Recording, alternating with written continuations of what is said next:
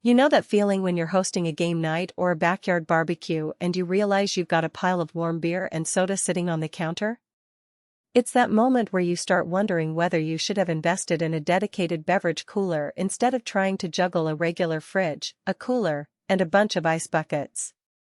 I've been there, and before you go splurging on a piece of kitchen equipment that might end up as a pricey paperweight, I wanted to walk you through what it's really like to live with a 24-inch beverage fridge like the ZLINE Autograph Edition. Link is in the description if you want to check the product details on Amazon. First off, let's talk about the kind of setup most people have at home. If your kitchen already feels cramped with the main refrigerator, a dishwasher, and maybe a wine cooler, you probably don't want to carve out a whole new space for a separate unit. That's why the ZLINE model's ability to go either built-in or freestanding matters. I've seen it tucked under a countertop in a small condo, and I've also seen it sit proudly on a kitchen island in a larger home. The flexibility means you can treat it like an appliance you're adding to an existing layout, not a whole new wall remodel. Now, what does real-world usability look like? The fridge holds up to 126 standard 12-ounce cans, which translates to roughly a case and a half.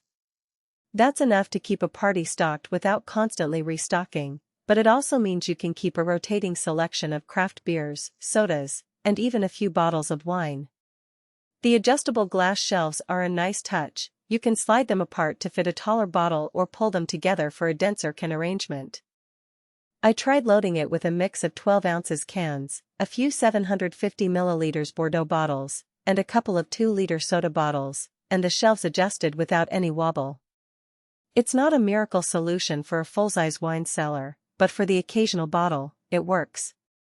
Temperature control is another area that trips people up with these single-zone coolers. The ZLINE lets you dial the interior between 34°F and 50°F. That range covers everything from a cold draft beer to a slightly chilled white wine. The LED display makes the adjustment straightforward, no need to guess or use a separate thermometer. In practice, I set it to 38°F for a weekend of lagers and it held steady, even when the kitchen temperature spiked to the mid-70s on a sunny Saturday. The dual-pane glass door plays a big role here. It insulates the interior better than a single pane, so you don't get the temperature swing you'd see with a cheap cooler that loses its chill every time the door opens. Let's talk about the aesthetics for a second, because the Autograph Edition isn't just a functional piece, it's meant to be a visual statement. The stainless steel finish with subtle gold accents gives it a look that blends with modern kitchen hardware without screaming appliance. In a kitchen where everything else is matte black or brushed nickel, this cooler can either complement or clash depending on your existing palette. I've seen it look right at home in a contemporary space, but if you have a rustic farmhouse vibe, you might feel the gold accents are a bit too flashy. That's something to weigh against the price. This isn't a budget cooler. It's positioned as a design piece as much as a utility. Who should consider buying this? If you're someone who regularly entertains and wants a dedicated spot for cold drinks that won't hog space in the main fridge, this is a solid pick. It's especially handy for people who like to keep a selection of craft beers at specific temperatures, say, a few IPAs at 40°F and a stout a bit warmer. It also serves well in a home bar setup where you want a cooler that looks as good as the bar stools and backlit shelves. If you're a family that needs to store a lot of milk, juice boxes, and other perishables, you'll quickly discover the single zone isn't enough. You'd be better off a larger side-by-side fridge. On the flip side, you might want to skip this if you're looking for a freezer function, need to store large quantities of frozen food, or are on a tight budget.